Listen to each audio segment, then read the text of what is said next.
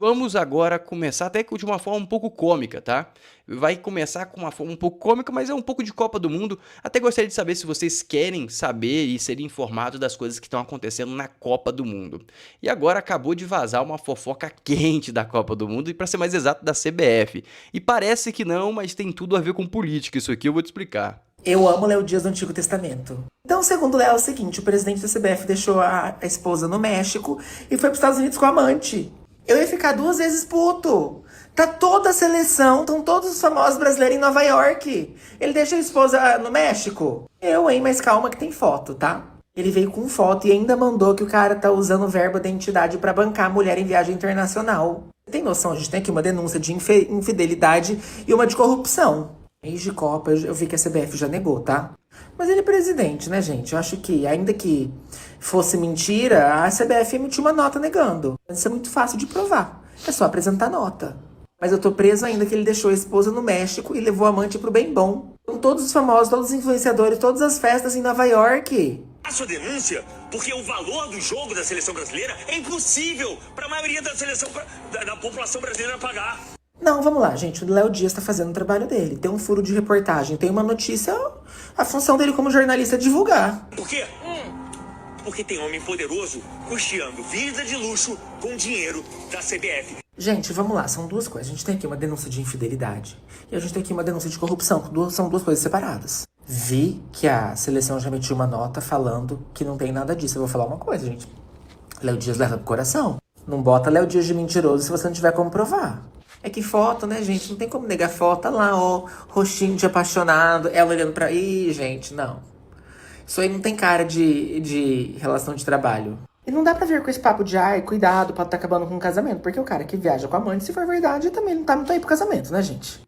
Eu amo Léo Dias. E aí, meus amigos? História quente, história quente, história quente. Aí eu vou te perguntar, vocês querem mais coisas da Copa ou esquece Copa? A Malu falou que acha legal trazer assuntos da Copa. Eu quero saber a opinião de geral aí. E aí?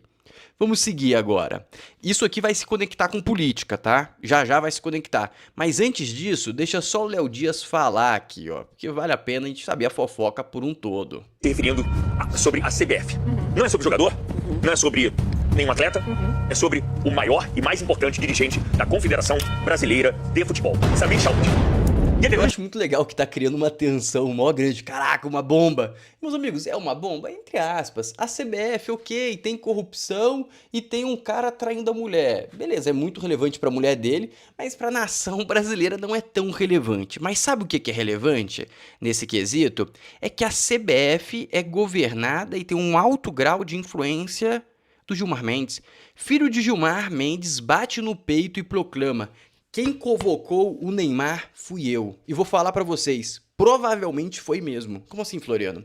Teve uma época que o Ronaldo Fenômeno, ele queria ser presidente da CBF. E aí, sabe pra quem que ele foi pedir aval, pedir a bênção? Pro Gilmar Mendes. E aí o Gilmar Mendes não permitiu, falou que não, ele não seria. E ele desistiu de se candidatar à presidência da CBF. Por que será? E agora vem o filho do Gilmar, falou que ele que convocou o Neymar. É, meus amigos, existe um submundo, tá? Existe um submundo, existe por trás das instituições brasileiras, existem pessoas tomando decisões muito distantes da Constituição, muito distante do que tá no papel, infelizmente. Olha que incrível, vocês não querem saber da Copa? Ó. Tô vendo aqui uma galera, esquece a Copa porque será usada como cortina de fumaça. Estou sentindo o mesmo, Thaís.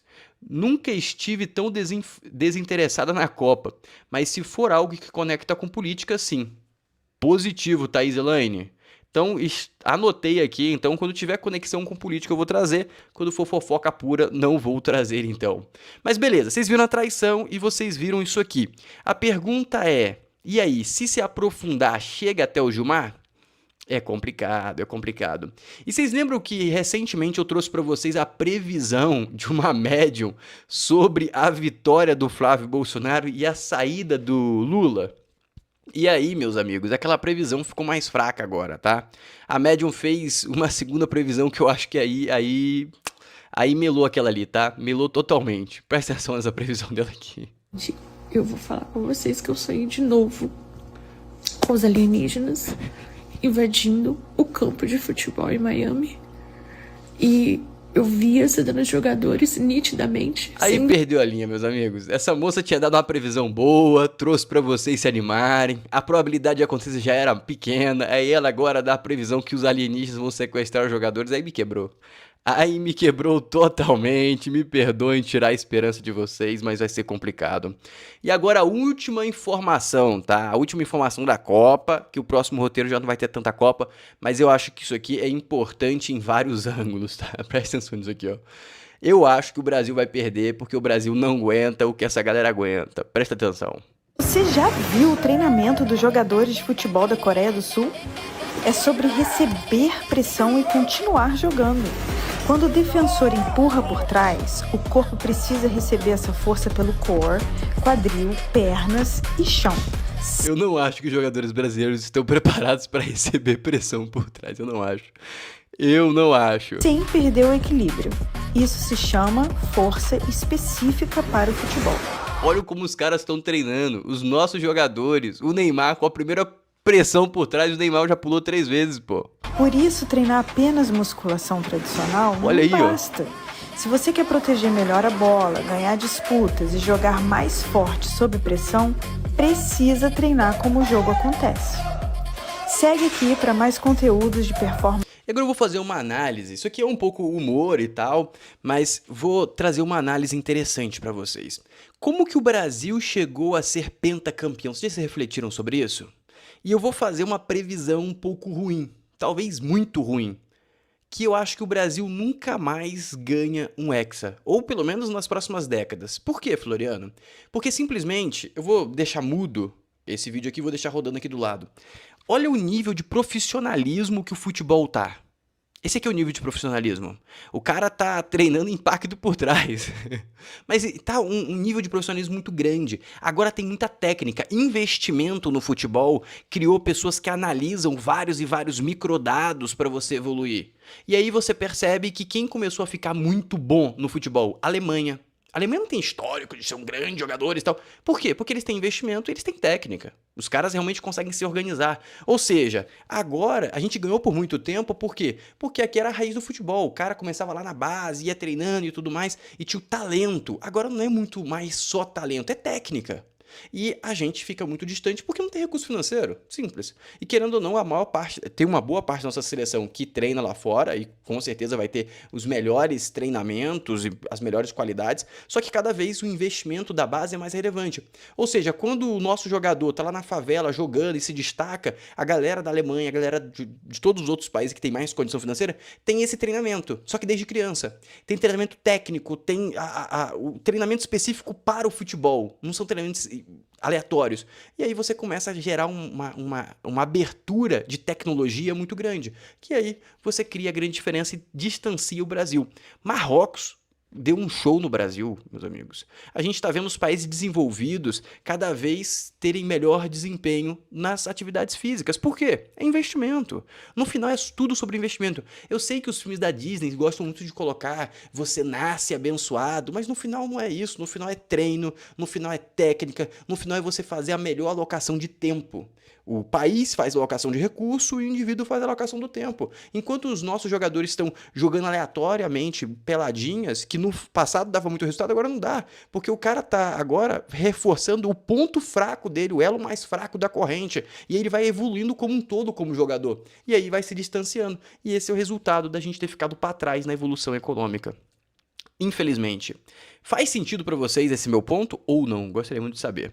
Seguindo agora, eu já falei para vocês que os Estados Unidos iriam utilizar a Venezuela e a Argentina como vitrine. A Argentina já está sendo utilizada como vitrine, mas agora vai ser a Venezuela e vai ser muito, mas muito mais relevante, tá? Vai ser muito mais relevante, que é isso aqui, ó.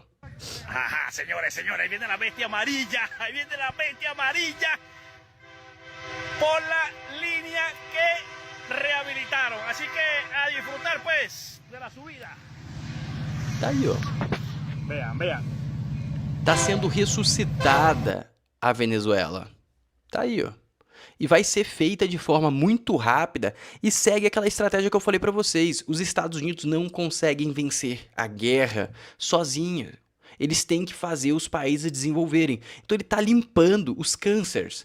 A Venezuela era um câncer. O Maduro era um câncer da Venezuela. Cuba lá é um câncer. Eles têm que colocar aquele país para evoluir, porque aquele país, evoluindo minimamente, ele se torna um recurso valioso quando tocar a guerra. Primeiro que ele distancia a influência da China, primeiro ponto que é relevante, e o segundo ponto que ele transforma aquilo em algum tipo de prosperidade, vai gerar algum valor. Por exemplo, o petróleo vai gerar deflação no petróleo que vai deflacionar os custos dentro dos Estados Unidos. E fica também nearshoring, ou seja, se precisar de muito recurso, cara, vamos tocar para pegar petróleo. Cara, o petróleo está ali do lado da gente, dos Estados Unidos, a Venezuela. Você vai conseguir um custo barato.